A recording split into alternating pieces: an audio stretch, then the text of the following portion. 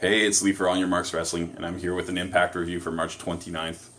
The show starts with a backstage conversation between Austin Aries and Matt Sydal. Aries offers a chance at his championship to Sydal if Sydal puts up the grand championship that Josh Matthews has been holding. Matthews objects to this because he says it was a gift, you can't compete for it, but Sydal agrees to the arrangement. So we have that match set for later on tonight. Then we have a four-way match between Petey Williams, Suicide, Rohit Raju, and Taiji Ishimori. This is a typical X Division match. You've got the multi-dive spot, you've got a multi-roll-up spot, you've got a multi-finisher spot. Eventually, it ends up with Petey Williams setting Suicide up for a Canadian Destroyer. Ishimori tries to intervene, but gets backdropped, and the Destroyer's hit, and Petey Williams wins the match. After the match, he grabs the mic and just calls out Matt Sydal, who's the current X Division champion, and that basically sets up the match with the briefcase at Redemption, which is the pay-per-view coming up in, I think, the third week of April. Then we get to the back. Mackenzie Mitchell is interviewing Eli Drake. Eli Drake is always good on the mic, cuts a great promo, basically kind of talking down the tag team championship. In the middle of that process, he has an epiphany, basically goes, I have an idea, and he kind of walks away, so now you know that he's probably going to set something up for the tag team championship or try to do something. We have a video of Eddie Edwards explaining why he's angry with OVE, though we all kind of know it, and that he's going to essentially bring the fight to them because he's currently in Ohio. Cuts to commercial. Then we have Su Yung, who made her debut last week, kind of interfering in the alley match or after the alley match, attacking her. Was it even after a match? Maybe it was after an interview. I'm not quite sure. And she's introduced by Braxton Sutter, who used to be Allie's fiance or lover or something along those lines. And she's facing Amber Nova. I believe Nova's the last name. Amber Nova's a bit of a jobber, but she's kind of been around for a few weeks. I thought that Su Young's intro music is fine, but her walk-in is really good. Maybe the best kind of walk to the ring out of all of Impact. I thought, and then the match started. It had Su Yung kind of attacking before the bell. She didn't need to, but whatever. It's just showing a viciousness about her. Nova doesn't get any offense in. Su Yung ends up hitting her finisher, which is basically, what's it called? The panic switch. But she basically puts Nova on her shoulders, spins around a bunch, and then does a type of driver thing. It's hard to kind of explain. It's like a package driver. I don't know what it's called. I'm doing this move, like you know what this means. Then we have another Mackenzie Mitchell interview with Johnny Impact this time. She asks him one of the most simple questions ever. Do you still want to win the championship? And Johnny starts talking, and he's interrupted by Jimmy Jacobs. Jimmy Jacobs says, you don't know what everybody wants here. And then they have back and forth hair-related barbs. Like Johnny says that Jacobs has emo hair, and Jacobs says, you with your beautiful hair and your beautiful body with women loving you. They felt like insults, but they weren't. Anyways, at the end of the thing, Jacobs basically says, like, Congo Kong says hi. So I think it's setting up a match maybe later tonight or at a later point with Congo Kong. Excuse me. Then we have another behind the scenes kind of walk and talk interview with, or just promo with Taya Valkyrie saying, she's beaten Rosemary so many times in different places. No matter what happens, Rosemary always ends up with her face on the floor. While she's doing this kind of walking thing, you can see that Rosemary, there's all these storage containers, like C-can things, right next to where Taya is walking, and Rosemary's actually on top, kind of not chasing, but I don't even know what you would say. How would you call that? Prowling? On the prowl kind of deal. And she's carrying a garbage can. At some point she yells at Taya. Taya kind of turns towards her and she whips a garbage can at her. They cut the camera, and then you have Rosemary just kind of popping up and attacking Taya. So you don't know how she got down from the containers. You have to assume she jumped. They get into a fight. The garbage can is used to hit also an innocent bystander. Excuse me. And then I thought that there was kind of this whole thing was really good until one really horrible actor came into play. I don't know if he's someone that people know, but he's kind of a chubby guy. Kind of looks like Chun-Li from Pawn Stars, I thought. Maybe I'm wrong. But he had like a really exaggerated Southern accent, and he used very Southern expressions. So he said, "What in tarnation is going on here?" And I can't do a Southern accent, so I'm not even going to try.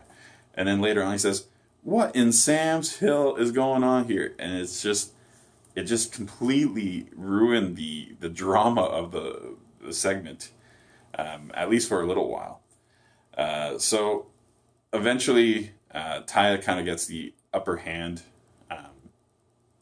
and then she goes to kind of see Rosemary again, and Rosemary red mists her, blinds Taya. Taya attacks Amber Nova. Not a good day for Amber Nova. Attacks Amber Nova thinking that it's Rosemary. A bunch of people go in to kind of break up that little bit of fight, and then you see kind of a far shot of the fight, and you see that Rosemary is actually now on top of the sea cans again, on top of these storage containers, and she jumps off of it into the pile and kind of gets the upper hand on Ty, and that's how the segment ends. It was okay. How does Rosemary get up or down from the storage containers thing? Well, we know how she got down the second time, but the other question is kind of interesting, but whatever. It was fine, but that acting, that guy, oh wow. That was just, I'm not much of an actor, but I'm pretty sure I could have done a better job. I'm just throwing it out there. Then we have a Falaba versus KM match out of, I believe, Brooklyn, from WrestlePro. And the camera work in this really makes you appreciate the production value of Impact. Like, if you don't, you might kind of say, like, oh, it's no WWE. But Impact has pretty good production, and this thing was a little rough. This was like a typical indie match.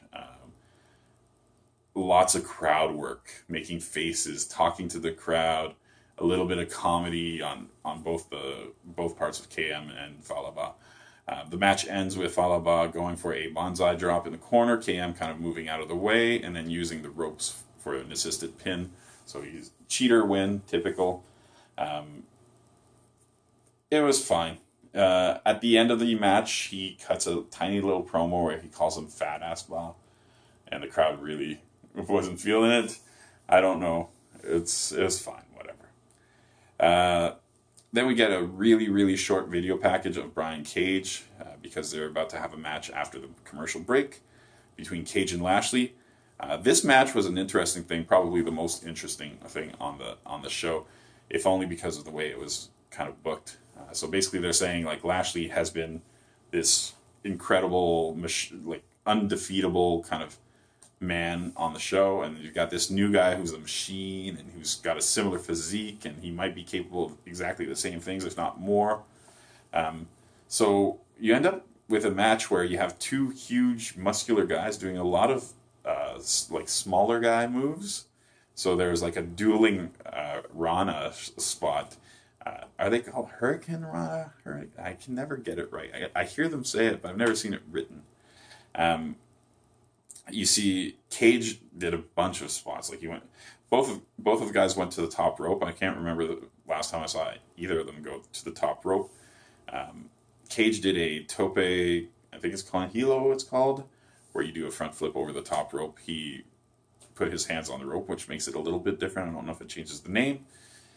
He did a springboard tornado DDT. Like, this is not something you expect from a 250-pound pure muscle guy. He might be more than 250. That's just my guess.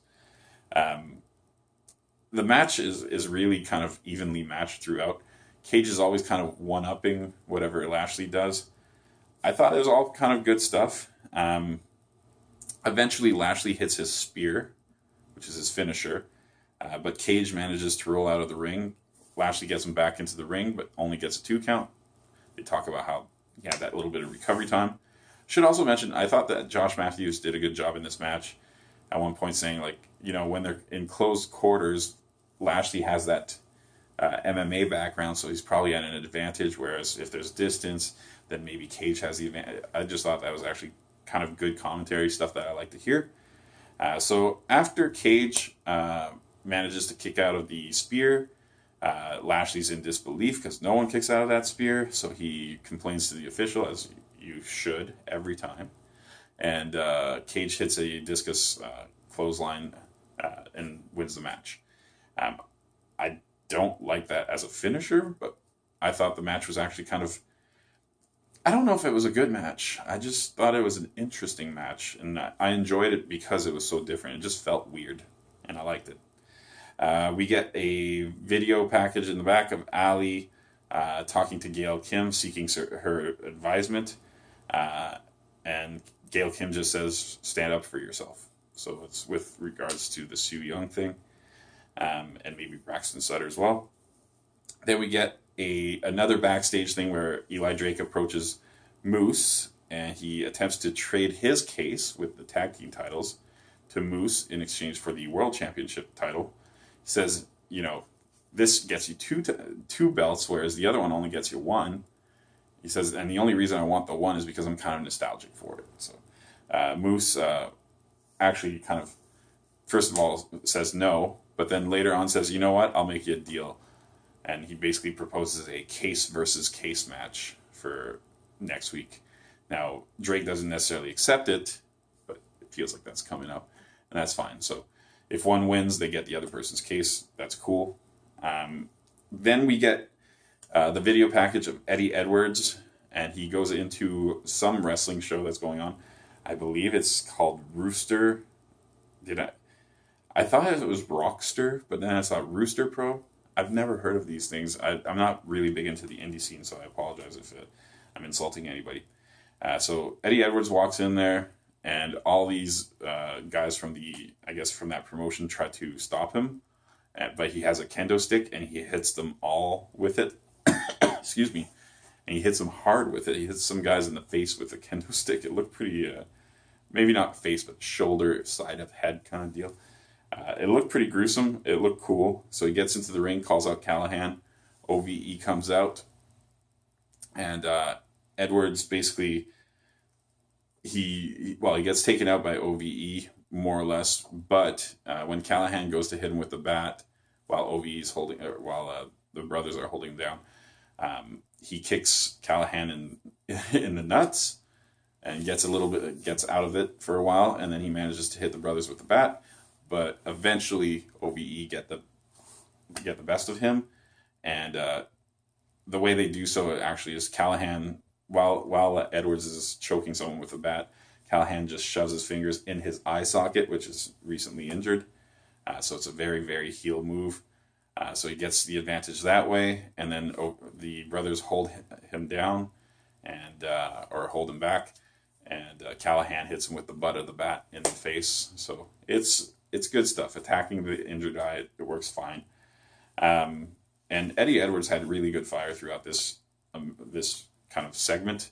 And then OVE was appropriately angry. The Ohio crowd was cheering for OVE, even though they were being very, very bad guys.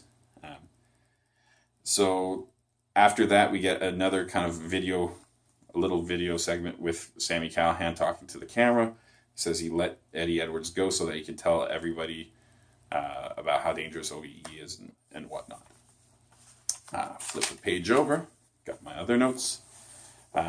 So we get a short video package before the Aries versus Seidel match.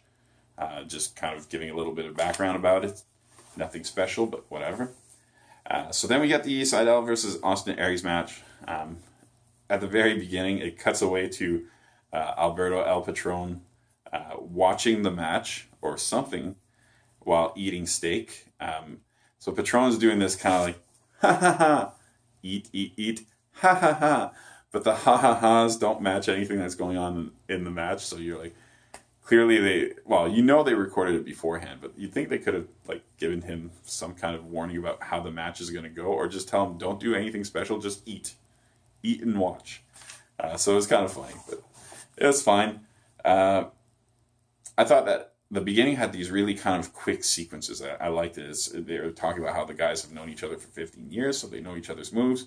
So there's a lot of counter moves and stuff like that. Really quick action, then a break of respect, essentially, and reassessment, and then really quick action, another little break. I there's a few things I really liked. I thought that it was cool that Seidel is now basically the heel in this matchup, and Aries is clearly the face. But even though the crowd feels that way, Seidel really hasn't done anything wrong, right? He has a spiritual advisor. A lot of people do. Spirituality is not necessarily a bad thing. It's just annoying when someone really promotes it this way. So, and when your spiritual advisor is a noted bad guy, it's a bad thing. But Seidel is actually behaving like the face, and then you have Aries, who's the bad guy, or excuse me, the good guy, but he's cocky, and he's acting like the bad guy. So he actually, like, they do a test of strength thing, and he kicks Seidel in the gut before they even start doing it. And that's usually what the heel does, but in this case, it's what the face does. I just thought it was kind of a neat dynamic.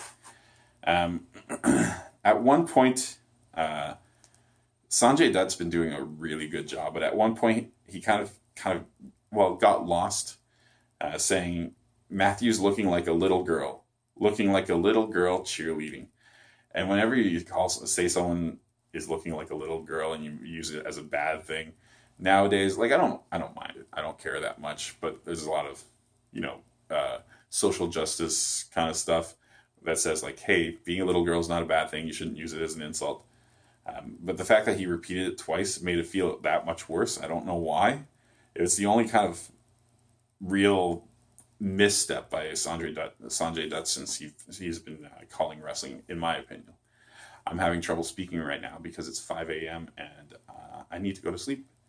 Then we get a weird bocce move. Like, there weren't too many. This was a really nice match, but at one point, Seidel kind of loses his footing, and he does a German suplex from his knees to Aries, which was a nice looking save. I think that's what was meant to happen, but not from the knees necessarily.